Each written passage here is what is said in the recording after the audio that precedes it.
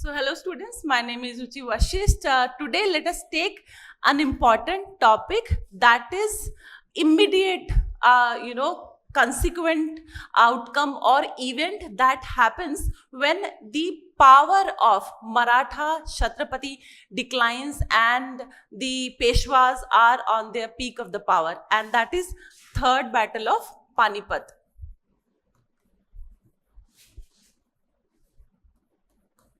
Third Battle of Panipat.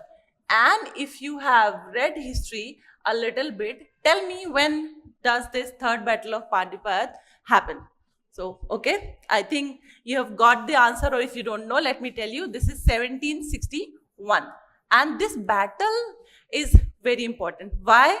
Because when Maratha rulers were at their peak of the power, when the Mughal emperor is weak enough and he's he's hiding behind the Maratha Peshwas that please come and help. That is the point where Third Battle of Panipat happens. So today, let us understand the background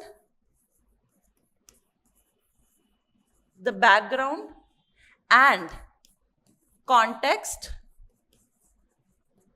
or you can say causes or defeat of the parties involved. And third is consequence.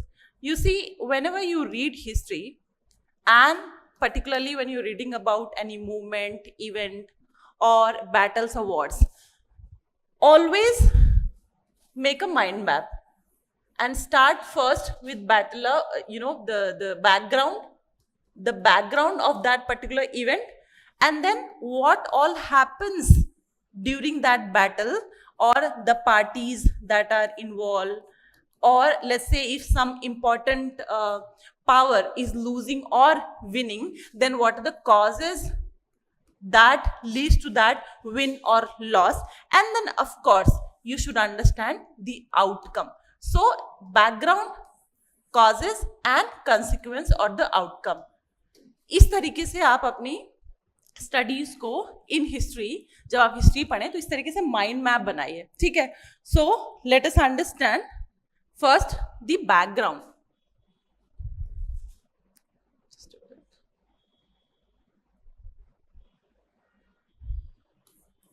So let us understand the background of Third Battle of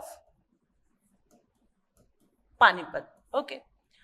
So if you have gone through the previous video, मैंने last video में history of Marathas discuss किया है. उसमें मैंने बताया कि किस तरीके से मराठा एम्पायर स्टैब्लिश होता है, and who establishes Maratha Empire? Shivaji. All right. And then how one after another Chhatrapatis comes, and when and where the Peshwa's importance comes into existence in history of Maratha empires.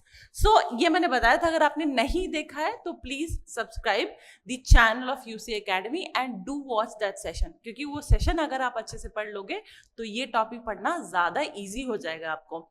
So background में मैं थोड़ा सा reference उस video का, उस discussion का लूंगी, जिसमें आपको समझ में आएगा कि ऐसा क्या चल रहा था जिसे मराठा पावर्स थे, पेशवास थे, वो कूद पड़े थर्ड बैटल ऑफ पानीपत में. क्या करना था उनको, क्यों भाई, उनका क्या कारण था जिसकी वजह से उन्होंने कोई प्रपोजल एक्सेप्ट किया मुगल एम्परर का, या वो अहमद शाह अब्दाली के अगेंस्ट कहाँ से आ गए थर्ड बैटल ऑफ पानीपत में. ऐसा तो था नहीं कि अहमद शाह अब्दाली मराठास को चैलेंज कर रहे थे, नहीं कर रहे थे, बट मराठास कहाँ से कूद पड़े इस बैटल में, ये समझेंगे हम. तो बैकग्राउंड क्या था, आप थोड़ी सी पीछे जाइए हिस्ट्री में, मराठास हिस्ट्री के. In and around this period who was the Peshwa? Balaji Vishwanath. ठीक है, Balaji Vishwanath is the Peshwa. So Balaji Vishwanath is the Peshwa. अभी क्या हो रहा है कि छत्रपति, जो मराठा छत्रपतिज हैं, वो वीक हो गए हैं. तो अभी कौन था, साहू ने किसको दे दिया था, ये वीडियो वो देख लो, मैंने ये सब एक्सप्लेन किया है. तो शाहू जी ने, जो छत्रपति थे उस टाइम, उन्होंने अब अपने जो उनका कजिन था, उनको उन्होंने क्या किया, जो उनकी चाची थी ताराबाई,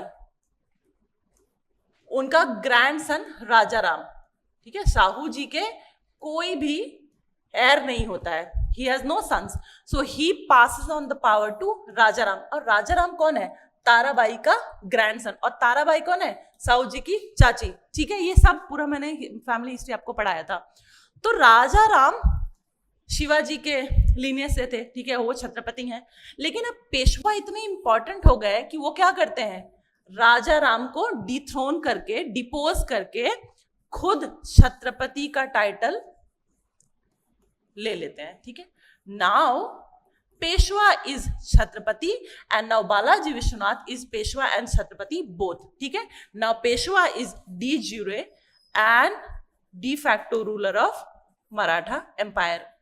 ये मैंने पहले ही एक डिस्कशन में बताया है, please go back and watch that session, उससे आज का सेशन और समझने में इजी हो जाएगा, बट इतना भी अगर आपकी अंडरस्टैंडिंग है तो भी लेक्चर समझ में आ जाएगा। So Balaji Vishwanath is Chhatrapati and Peshwa now, and Maratha empire is at the peak of their power. आगे क्या होता है,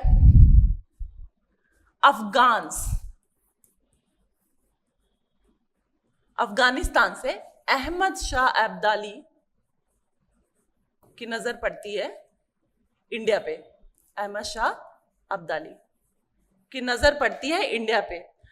क्यों भाई, अपने लोगों का पेट पालना है ना, पेट भरना है, आर्मी सबको पैसे देने हैं ना, इनकम होगी, खाना होगा, नेचुरल रिसोर्सेज होगा, तभी तो वो प्रोवाइड कर पाएगा। लेकिन Afghanistan was devoid of natural resources, sufficient natural resources, and because of which there was shortage of food supply and also income to pay for the army etcetera. तो अहमद शाह अब्दाली की नजर पड़ती है इंडिया की तरफ, देखते हैं यहाँ के लोग बहुत अमीर है, चलो कुछ लेकर के आते हैं अपने लिए, बस इतना ही आइडिया था, कॉन्क्वेस्ट आइडिया नहीं था अहमद शाह अब्दाली का। अहमद शाह अब्दाली की नजर जब इंडिया पे पड़ी तो उनका ये पर्पस नहीं था कि आ करके जो है कॉन्क्वेस्ट करना है, इंडिया पे रूल करना है, नहीं, बिल्कुल नहीं। तो अहमद शाह अब्दाली की नजर जब पड़ती है इंडिया पे तो मुगल एम्परर इस टाइम कौन थे, 3 प्लेयर्स एक साथ हम लेके चल रहे हैं, 3 प्लेयर्स, ठीक है, कौन कौन, मराठास, याद करो एक साथ, अफगान्स जिसमें Ahmad Shah Abdali, and Mughal emperor. Mughal emperor इस टाइम कौन है, Shah Alam two. By this time जो मुगल एम्पायर था, it is at is weakest, ठीक है, काफी ज्यादा वीक हो चुके हैं, और शाह आलम घबरा करके अहमद शाह अब्दाली के इन्वेजन से जा करके हेल्प मांगते, किससे, मराठा से, कि भाई please help us defend the territory वरना वी विल लूज, ठीक है। पेशवा बालाजी विश्वनाथ एक्सेप्ट कर लेते हैं इसको कि ठीक है, we will defend, and most of the historians say that this was the biggest mistake committed by Marathas. क्या फर्क पड़ता था अगर अहमद शाह अब्दाली आकर के मुगल एम्परर से लड़ाई करके मुगल एम्परर को हरा करके जो भी आउटकम होता, ठीक है, देख लेते, फिर if you are powerful enough then Ahmad Shah Abdali आपके किसी एक एनिमी को, जो मुगल एम्परर्स थे, मुगल एम्पायर था, लड़ ही रहे थे अब मुगल एम्पायर से अलग से, मराठास की हिस्ट्री में देखो तो फाइट तो चली आ रही है, तो लड़ने देते। It's just one of the points that I want to mention, and historians also have said that ये बहुत बड़ी मिस्टेक थी मराठास की, पेशवा की, उनको एक्सेप्ट नहीं करना चाहिए था। You are at the peak, एक जगह फोकस करना चाहिए था, अभी तक एम्पायर बिल्डिंग चल रही थी, वहां करते ये दोनों लड़के, फिर आपस में जो भी जीता उसे जाके बाद में लड़ लेते। आपको समझ में आ ही गया था मुगल एम्पायर आपसे आके हेल्प मांग रहा है, तो मुगल एम्पायर वीक है, अहमद शाह अब्दाली हराने वाले हैं, लेकिन ठीक है, माइट दिखाना था ना उस time, there were at the peak of the career of the power, तो ठीक है, एक्सेप्ट कर लेते हैं, बोलते ठीक है हम लड़ेंगे, अब बदले में वो क्या, उनको लगा कि ठीक है बदले में मुगल एम्पायर जो है हम जो कहेंगे वो मानेंगे, ठीक है, बहुत सारे एरिया का सरदेश मुखी और चौथ ले लेंगे। So till now this much. So Peshwa has accepted and now Peshwa अपनी आर्मी भेजते हैं, ठीक है, अपनी आर्मी भेजते हैं to fight against the army of Ahmad Shah Abdali. और अहमद शाह अब्दाली को कौन लीड, अहमद शाह अब्दाली की आर्मी को कौन लीड कर रहा था, उसका बेटा सन Taimur Shah. Taimur-Shah. Now, the army of Marathas gives a crushing defeat on Taimur-Shah. ठीक है, Taimur-Shah हार करके he runs away to Lahore. He runs away to Lahore. ये न्यूज पहुंचती है अहमद शाह अब्दाली तक कि हमारी आर्मी को डिफीट कर दिया मराठास ने. Now Ahmad Shah Abdali is furious and he announces a war on Marathas, a prestigious war. It's a prestige war भाई उसके लिए, ठीक है. So he announces a prestige war against the Marathas, and this culminates, this prestigious war is what we have been discussing, that is Third Battle of Panipat 1761. So this is the background of Third Battle of Panipat. So next point that you're supposed to read whenever you're reading any battle, war or any movement in history, in Indian history, मैंने बताया था इस तरीके की triangle बनाओ हमेशा. So सबसे पहले देखो बैकग्राउंड, ऐसा क्या क्या होता है, ऐसे कौन कौन से इवेंट, कौन कौन सी सिचुएशन है that creates further the situation that culminates into particular event. ठीक है, in this particular discussion we are talking about Third Battle of Panipat. And then causes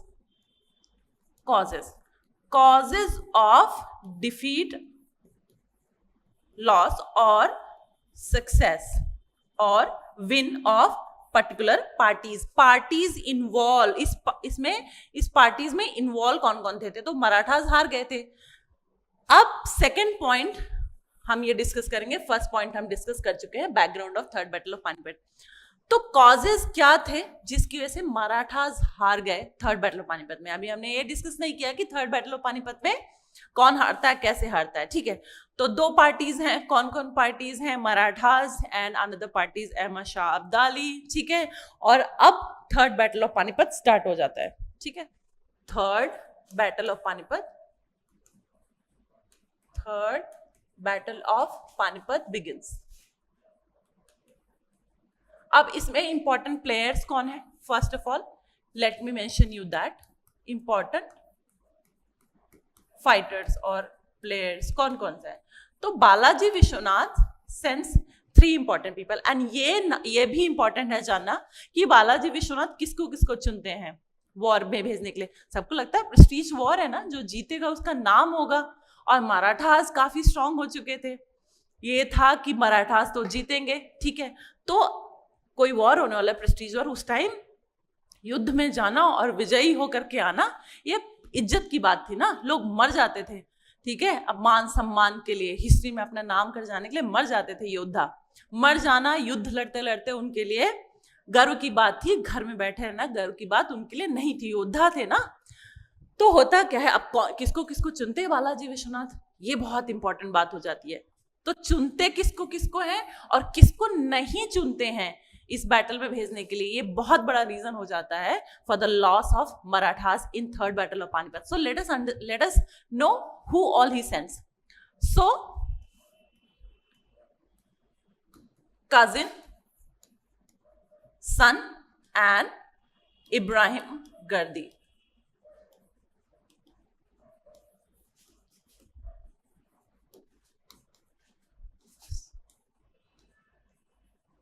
Sadashiv Rao, Vishwas Rao, chief commander and chief of the artillery, cannons वगैरह. ठीक है, तोप वगैरह जो चलाते थे. So he was the chief of artillery, commander, chief commander. तो cousin, son और इब्राहिम गर्दी को सिलेक्ट किया जाता है to hold the important position. Who is left out by Balaji Vishwanath? A grave mistake committed, yet another grave mistake committed by Peshwa Raghunath Rao. Raghunath Rao before this has led the Maratha army in important battles and he won. He was a brilliant commander, brilliant administrator, ठीक है, brilliant fighter. So Raghunath Rao is being left. ये बात रघुनाथ राव को बहुत बुरी लगती है. ठीक है, कि उनको बैटल में पार्ट नहीं दिया जाता है. ठीक। इसकी वजह से क्या होता है, आर्मी में, मराठा आर्मी में यूनिटी लैक करती है। यूनिटी क्यों, ये जानते हैं। So now we are moving to understand the causes of defeat of Marathas, ठीक है। सो फर्स्ट पॉइंट यही है, cause of defeat of Marathas is lack of unity.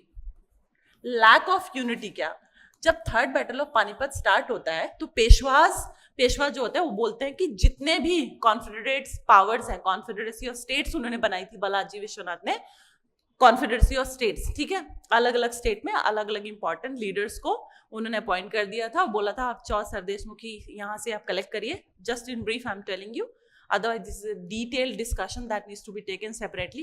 If you want to take a detailed discussion and take classes from me, you can always join the history module, all right, in which I discuss everything in detail.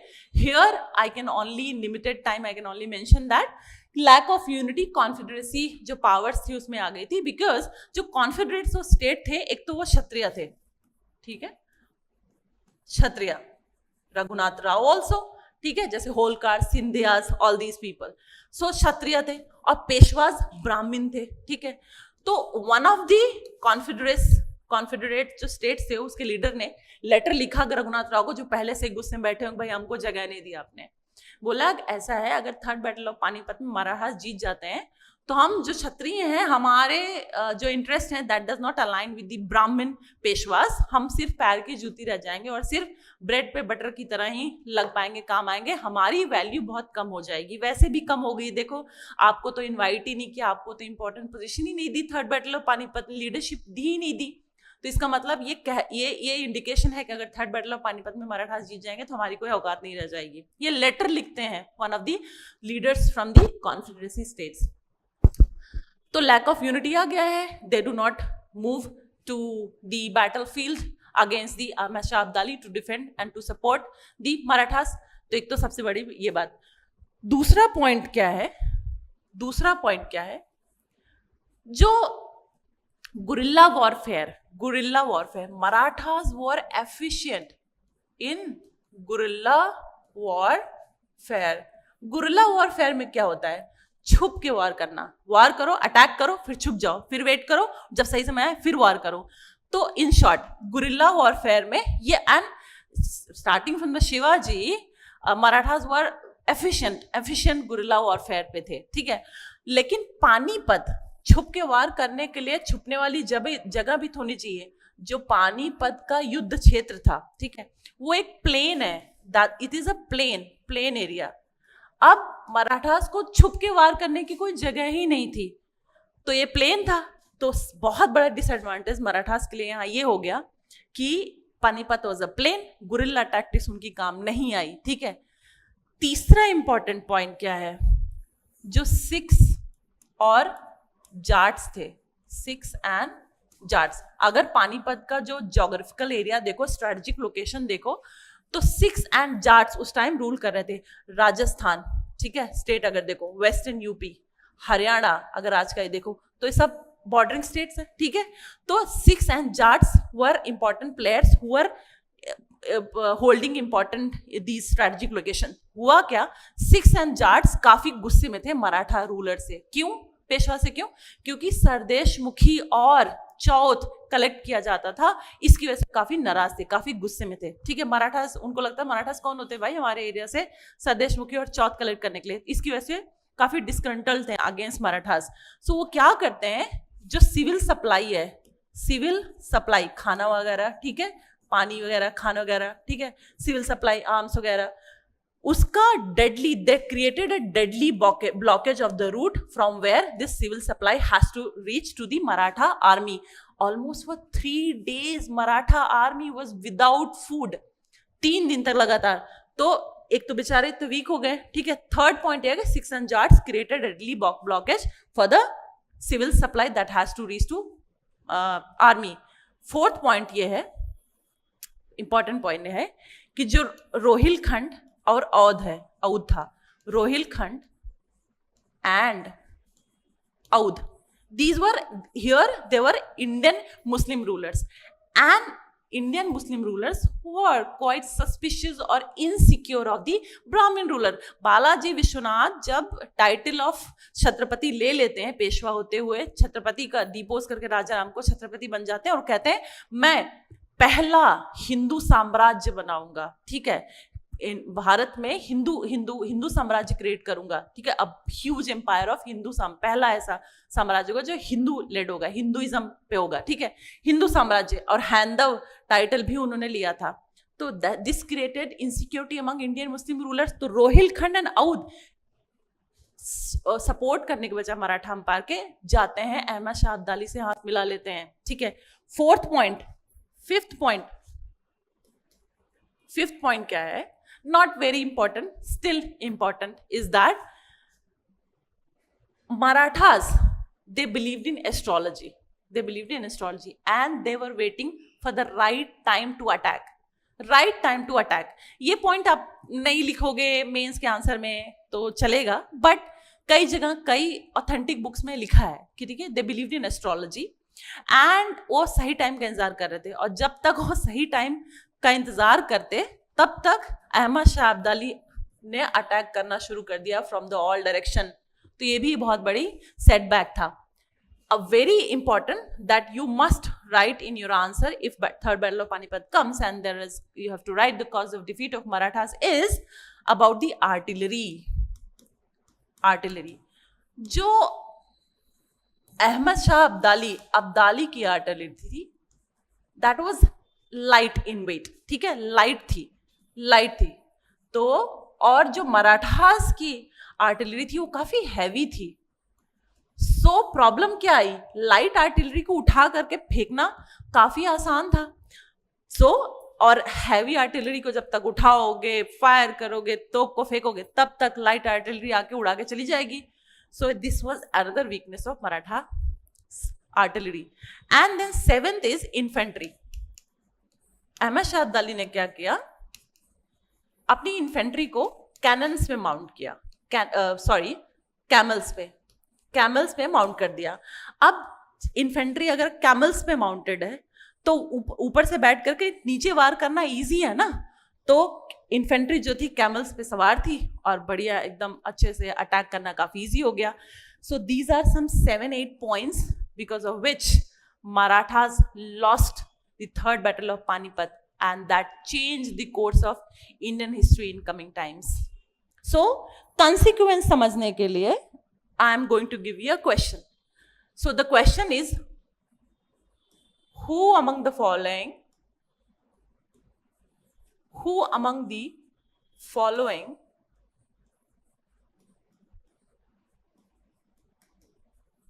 was benefited the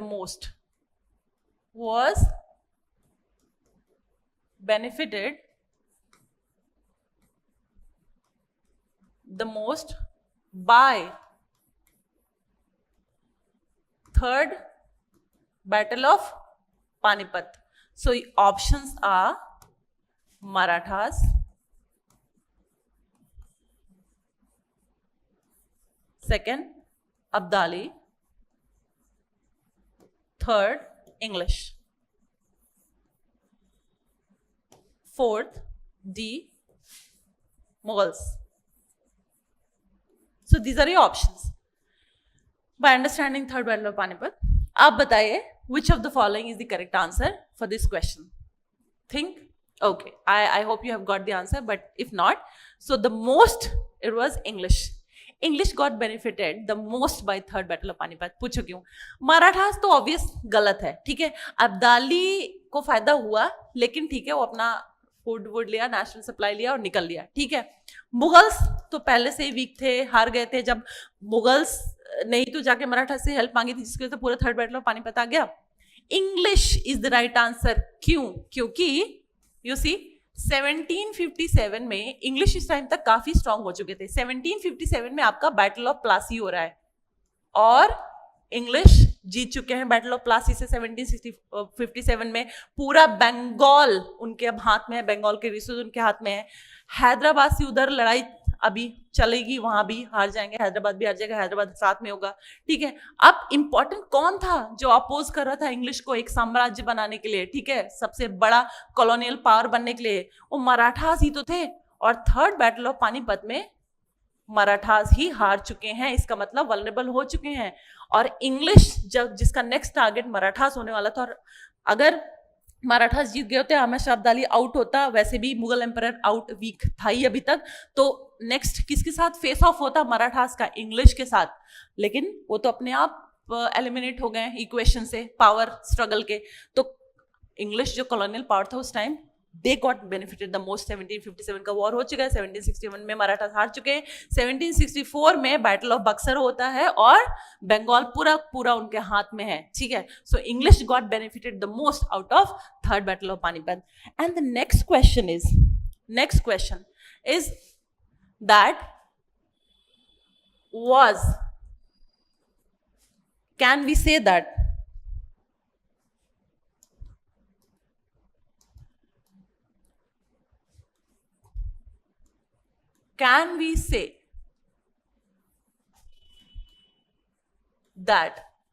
third battle of Panipat decided who will rule India? Who will rule India? Was this battle, can we say that third battle of Panipat decided who will rule India? Your answer is yes, then explain. If no, then explain. Class में होते तो ये answer जरूर लिखवाती मैं, and I would have love to know your views. बहुत मजा आता है जब क्लास में बच्चे होते हैं ना, तो ये टॉपिक पढ़ाने में बड़ा मजा आता है, अलग अलग रंगीन रंगीन आंसर आते हैं। तो वैसे आंसर यस नहीं है, the answer is no. Third battle of Panipat did not decide who will rule India, it was second Anglo Maratha war that decided who will rule India for next 200 years English. अच्छा, क्यों ऐसा है? क्योंकि see within 10 years of 1761, the Marathas revived themselves, and now Madhav Rao, the fourth Peshwa, Madhav Rao comes into picture, and he goes on to fight English. और first Anglo-Maratha war में Madhav Rao, the Marathas put a crushing defeat on the English. इसका मतलब ऐसा नहीं कि completely wipe out हो चुके थे Marathas, अभी भी हैं पिक्चर में, और वो अभी भी अच्छा खासा ऑपोजिशन क्रिएट कर रहे थे, ठीक है, अगेंस्ट वो इंग्लिश जो कि कंटेंडेड थे, ठीक है। इंडिया को कौन रूल करेगा नेक्स्ट 100-200 years, ठीक है। So yes, this is the consequence that we read and understand about third battle of Panipat. With this discussion, with this question and understanding, I'm going to wrap up the discussion of this particular topic, and in next discussion I'll come up with the subsequent topic, that is various Anglo-Maratha wars, and we'll understand history in detail with one by one sessions. Till then, keep reading, keep revising. I'll see you. Thank you.